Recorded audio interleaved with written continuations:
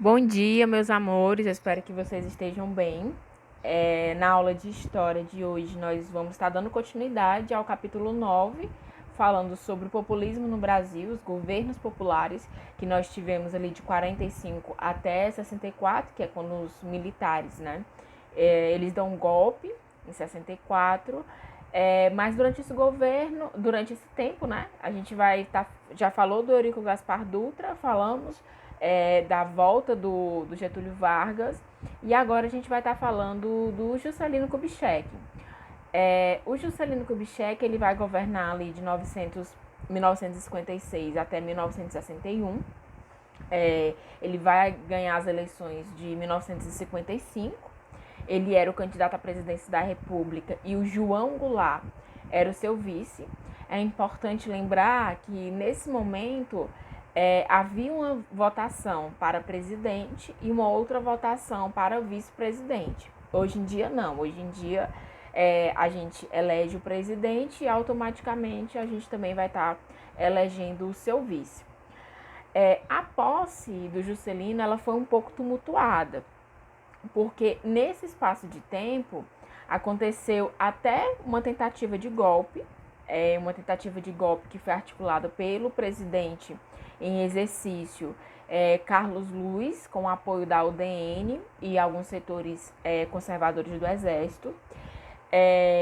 Quando eu falo nesse espaço de tempo, eu estou falando do espaço em que o Getúlio Vargas, né, ele comete o suicídio e o governo, né, o Brasil, a presidência, ele fica sem um presidente legítimo, né, eleito pelo povo.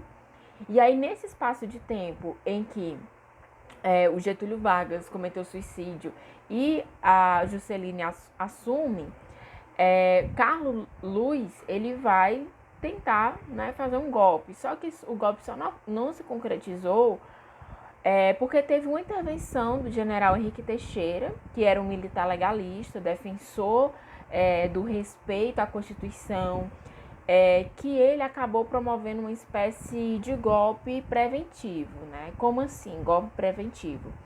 Um golpe sob o presidente Carlos Luiz para impedir um golpe do presidente do Juscelino Kubitschek e do vice João Goulart. Por isso que eu disse para vocês que a posse de Juscelino Kubitschek foi agitada, né? Mas o seu governo, de 56 a 61, ela foi bastante tranquila.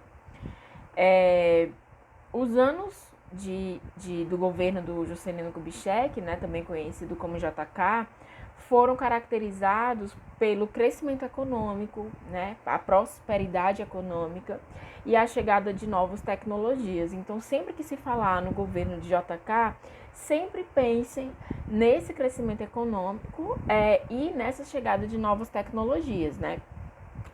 Essas novas tecnologias elas vão alcançar a vida de muitas famílias brasileiras.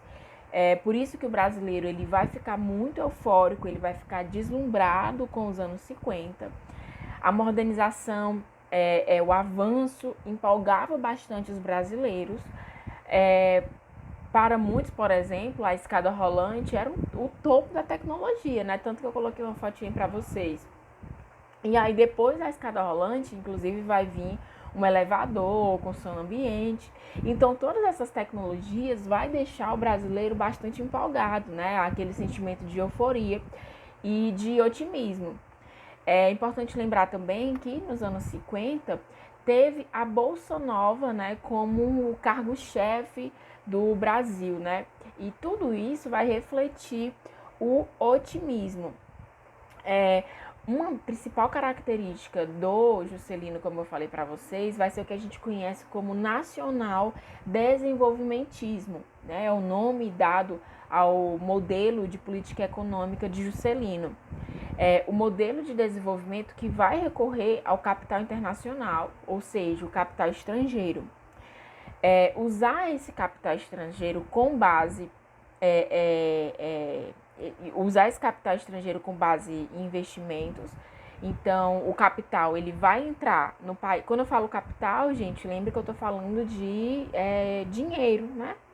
Então, esse capital ele vai entrar num país, né, possibilitando essa modernização, o desenvolvimento econômico, a infraestrutura urbana. E esse modelo econômico, né, esse nacional desenvolvimentismo, ele vai ser associado ao endividamento externo. É nesse momento que o Brasil, né, principalmente, começa a pegar empréstimos, né, de outros países, principalmente dos Estados Unidos. O capital estrangeiro, ele entrava no Brasil de duas maneiras, direta e indiretamente. Diretamente, porque ele entrava através de empréstimos, né? O Brasil pedia empréstimos a outros países. E indiretamente, por causa que muitas empresas, né, grandes empresas estrangeiras, elas vão se instalar no país, né? Como, por exemplo, as montadoras de automóveis. O plano de governo do Vargas, né, ele vai ser conhecido como plano de metas, né, muito conhecido por causa do seu slogan, que é 50 anos em 5. Então, esse slogan, 50 anos em 5, vai ser o slogan feito no governo de Vargas. Qual era o recado desse slogan? O recado era 50 anos de progresso em apenas 5 anos de governo. Então, ele vai buscar um progresso, uma modernização do país, né? Essa modernização que deveria ser em 50 anos, ele vai fazer em 5 anos. A ideia do plano era desenvolvimentista, era modernizador, né? Esse plano de metas, ele tinha 31 metas, né, distribuídas em 5 categorias: indústria, transporte, energia, alimentação e educação. Contudo, o Vargas, ele vai conseguir, né, ele vai ter avanço apenas na indústria, transporte e energia. Na alimentação e na educação, essas metas elas não vão ser alcançadas. Então, ele vai ter bastante investimento apenas nessas 3 primeiras. E aí, né, ligando a esse plano de meta, quais são as características para o governo? A construção de estradas, mais estradas, né, mais rodovias do que ferrovias, investimento em usinas hidrelétricas e o crescimento do setor automobilístico. O Juscelino deu uma continuidade a um programa chamado Marcha para o Oeste, que esse programa ele começa nos anos Vargas, com a perspectiva de ocupar e desenvolver o país, certo? Então, Brasília, por exemplo, vai se tornar a principal meta do governo de Juscelino Kubitschek, vai ser o símbolo do governo, a construção de uma cidade moderna, planejada, no interior do país. A construção de Brasília vai ser um diálogo com esse programa Marcha para o Oeste, né? Porque esse programa tinha essa perspectiva de ocupar e desenvolver o país. E aí, devido a esse programa de ocupar e desenvolver o país, né, a Marcha para o Oeste, o Juscelino ele vai ser tratado como o bandeirante do século XX. O que era o bandeirante? É só lembrar, né, do Brasil colônia, que existiam bandeirantes que eles saíam mata adentro para justamente ir ocupando mais espaços no Brasil, que não eram ocupados ainda no Brasil colônia, e conhecendo esses territórios. E aí automaticamente eles vão expandindo, né? Os bandeirantes eles tinham a principal ideia dos bandeirantes era essa. Claro que eles faziam outras coisas também, mas a principal era ocupar o país, certo? Reconhecer novos territórios. E aí, gente, a cidade de Brasília ela foi levantada num tempo recorde, construída em 1957 a 1960. Em 3 anos, eles conseguiram construir Brasília. É importante lembrar que a Constituição de 1946 já pedia uma transferência da capital para o interior, né, para o Planalto Central.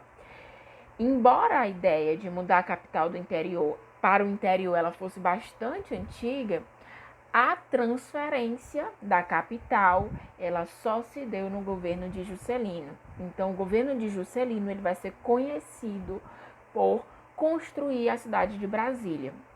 É importante lembrar que a cidade ela foi desenhada pelo urbanista Lúcio Costa. O desenho de Lúcio, né, ele venceu o concurso público, então ele se tornou o desenho da nova capital, certo? E aí, gente, eu coloquei aqui no fim, né, essas charges para a gente refletir como que foi o governo de Juscelino, né? Nessas charges, a meta de faminto. E aí diz o seguinte, JK, né? Ele fala: você agora tem automóvel brasileiro para correr em estradas pavimentadas com asfalto brasileiro, com gasolina brasileira. Que mais quer? Aí o Jeca responde: um prato de feijão brasileiro, seu doutor.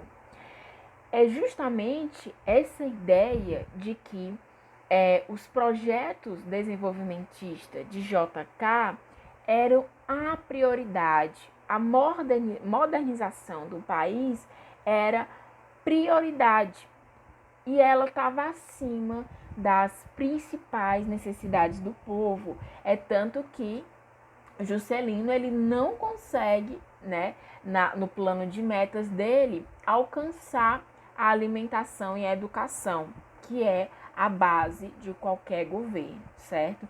E em 1960 vai haver um novo processo eleitoral que deu a vitória a Jânio Quadros. Mas o governo de Jânio Quadros vai ser tema da próxima aula. Espero que vocês tenham gostado, que vocês tenham entendido e até mais.